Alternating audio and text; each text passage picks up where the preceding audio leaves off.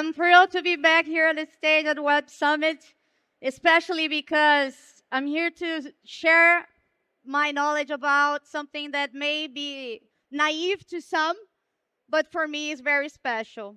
In a world that we see, in which we seem to be losing the humanity, I'm here to share another angle, an angle where there's a prosperous connection between kindness and business success. In order to do that, I'd like to invite you on this journey and think with me about the most valuable relationships in your life. What those relationships have in common. In my case, the relationships that matter the most are the ones that are based on kindness. And I was very fortunate to have learned that throughout my family. I come from a family of divorced parents who married again to other people, and they all found a way to remain friends. And now I have two moms, two dads, as you can see in the pictures. And with the kindness that they showed me is what I used to look out for my friends and find my husband. And together with my husband, I became a mother of four, one human, three dogs. And together with my husband, we apply all the knowledge, all the experience of kindness that we've learned within our family. But when I talk about being kind, I'm not talking about being nice.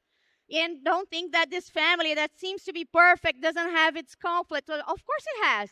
But when we're just nice, we actually avoid saying the truths so we can avoid conflict. And that's why kindness is way harder. It's not about being fluffy, polite, or cute. It's about an intentional behavior that shows us. Oh, let me see here. An intentional behavior. I'm kind of lost here. Okay. An intentional behavior that puts people at the center of everything we do. This requires attention. This requires empathy to understand a perspective that is not our own. It requires honesty to say the easy and the hard truths so we can together find a way to solve the things together. It's the way that we build connection by balancing all the needs of all the people involved. And that's the trust that emerges from it. Now, when I started working, I was 16 at the time. I had a whole different experience than what I had in my family. And I guess you have too, right? So when we go to the professional world, we are faced with a lot of things that we don't expect. And I must say that I tried a little bit of everything. I started as a journalist, then I became an engineer, then I worked in sales, then in marketing, then I became a leader, then I became a mentor in B2B, in B2C, in big corps, in startups, in consultancies, and now as an entrepreneur. I tried a little bit of everything, but the pattern was the same. Unkindness is sort of the thing that we see every time when someone says that you only have the attention if you scream louder. It's when we hear from people, okay, it's okay to lie to the customer if we don't have this ready yet. It's when we say that we have to do whatever it takes to reach the next level. Or it's when people say that in order to be respectful, a respected leader, you have to be tough. You have to have a firm hand. That's what we learn with this experience. And even though we like being treated with kindness, that's not the pattern that we see in business. And that's actually harmful for business. And you can even say that's my personal experience, and that's valid.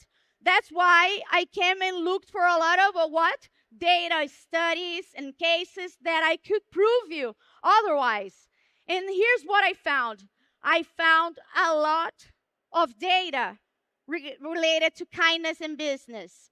It's like, in all the sources that we already use in our business, from Harvard, Gartner, etc., this is what I found. It all points to a good connection between kindness and business success. But this thing you have in your hands, this data, you can look for it later. So I won't approach that.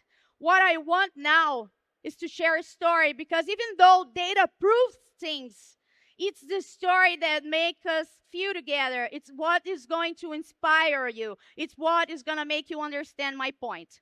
So I want to tell you a story about a woman on a plane. I was returning home on a domestic flight, and there was this woman. She looked tired. She sat on one of the first rows where you have a little bit of more space, right? And then once she did that, she saw her seat didn't recline. And then she panicked. She immediately called for the flight attendant and she said, and then I understood, I have a disability.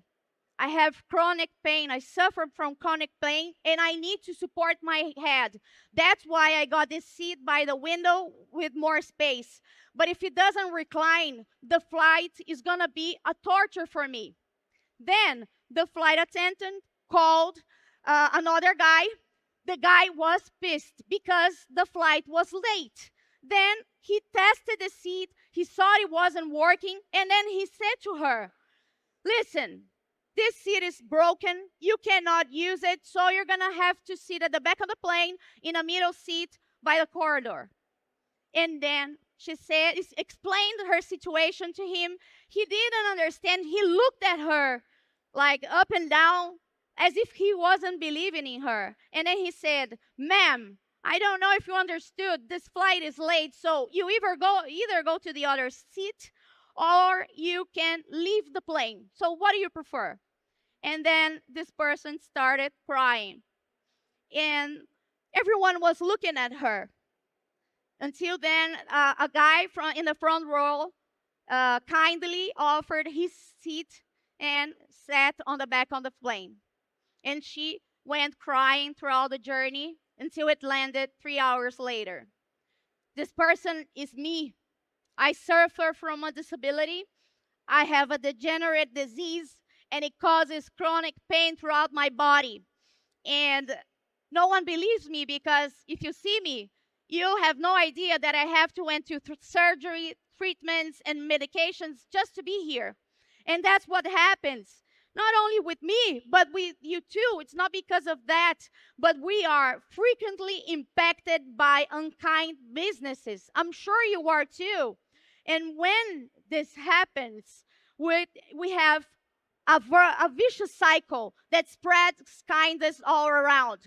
This whatever it takes culture made this guy at the plane to feel stressed. He had psychological insecurity. He had to take off the plane at the time. And then he didn't have space to be kind with me. So he had no empathy with my situation. But it didn't impact just me. It impacted the whole plane. So what we had there was a break of trust. And even though it seems like something quite subjective, right? It impacts into really tangible aspects of the business. When we have such an experience, we have bad NPS, we have churn, we have a loss of LTV. Inside it, we have turnover, we had mental health problems. So this impacts the business. And even you can say to me, I know that. So why the hell don't we change the pattern? We don't change it because changing is fucking hard. And if whoever says it's easy, it's lying. Change is hard because it's almost going against our instinct of sticking to what you know and not avoiding what you don't know. And that's the problem. But I think that when we understand the logic, we are more open to try new things. And that's what I want to do here with you. I want to share a logic that explains how we can provide, how can we connect kindness and business success in order to be more tangible and intentional.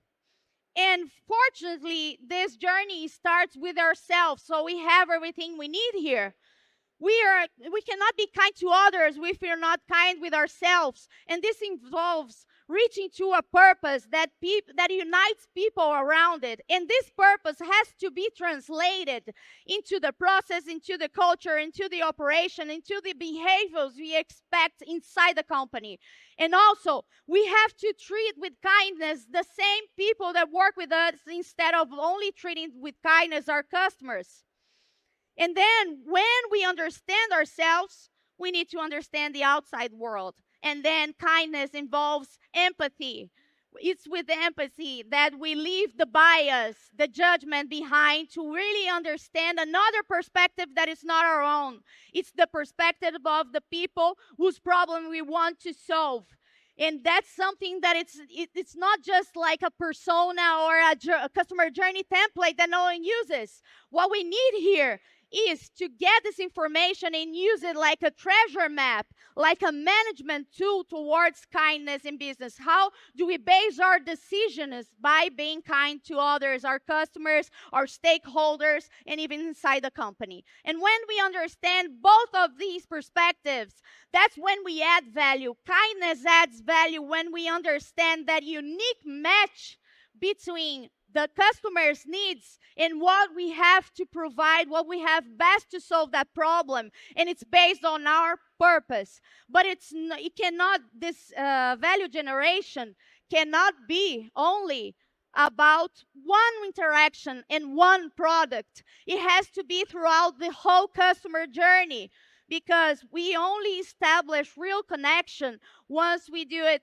Since we start the relationship, then we attract and we keep the love alive with our customer. It's a long-term commitment, and the consistency on this commitment generates what all of us as business people want. We want to build trust with people all around us from inside and out.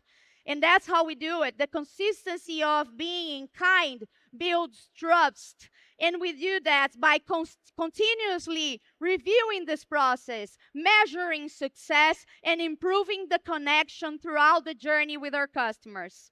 And we can do that not only on a one-to-one basis, but also with our stakeholders, with our channels, with our investors, with the environment that surrounds us. And this is the basis of a method called kindness marketing.